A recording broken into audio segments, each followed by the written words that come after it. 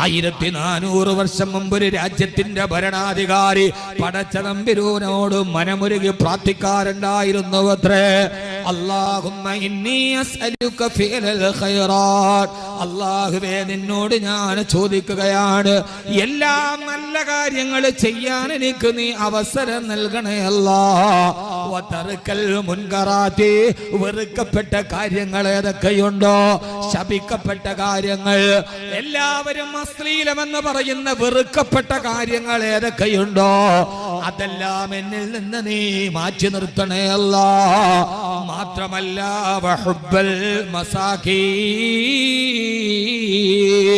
പാവങ്ങളോടുള്ള ഹുബ്ബനിക്ക് നൽകണേ അല്ലാഹ്.